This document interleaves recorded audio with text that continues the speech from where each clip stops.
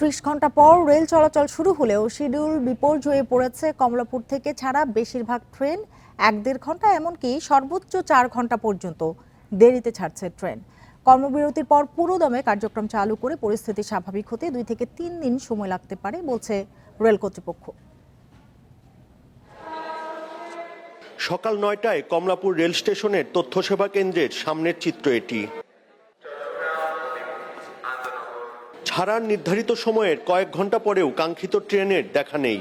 Train ছাড়তে কতক্ষণ দেরি হবে বা কখন স্টেশনে ট্রেন আসবে এমন প্রশ্নের জবাব পেতে তথ্য কেন্দ্রে এসেও মিলছে না খবর।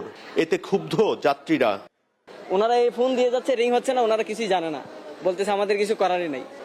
অযথাই তথ্য কেন্দ্রটা নেওয়া হয়েছে, এটা কোনো কারণই নেই। উনি এই ইনফরমেশনটা আমাকে দিতে পারছে না, তো তাহলে সেবা কেন্দ্রের এই সেবা কেন্দ্র মানে কি? গভীর রাতে ট্রেন চালুর সিদ্ধান্ত জানতে পেরে পরিবার পরিজন নিয়ে ভোরে কমলাপুর রেল স্টেশনে আসেন অনেক যাত্রী। তবে জয়ন্তিকা ও বুড়িমারি এক্সপ্রেস ট্রেনের যাত্রা বাতিল হওয়ায় ভোগান্তিতে পড়েন যাত্রীরা। রিফান্ড আজকে আমরা করতে গেছি, সিস্টেমের সমস্যার কারণে ওরা ৭৫% টাকাটা কেটে রাখতেছে। এই সমস্যাটা সব সময়, কখনোই সঠিক কোনো উত্তর পাওয়া যায় না। রেল কর্তৃপক্ষ জানায় কর্মবিরতির পর কিছু ট্রেনের শিডিউলে ব্যাঘাত ঘটেছে, দেরিতে ছেড়েছে বেশ কিছু ট্রেন।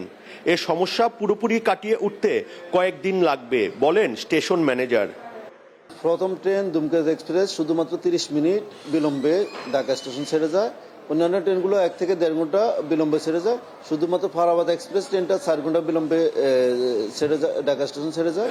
সেক্ষেত্রে আমরা 2-1 দিনের ভিতর আশা করতেছি মেকআপ করতে পারবো, কিন্তু যে ট্রেনগুলো বেশি বিলম্ব হয়েছে সেগুলো অফডেতে আমরা অফডের পরে মেকআপ হয়ে যাবে।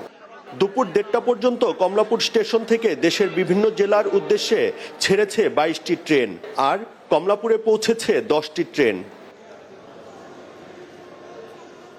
Buddhadeb Kundu, independent news, Dhaka.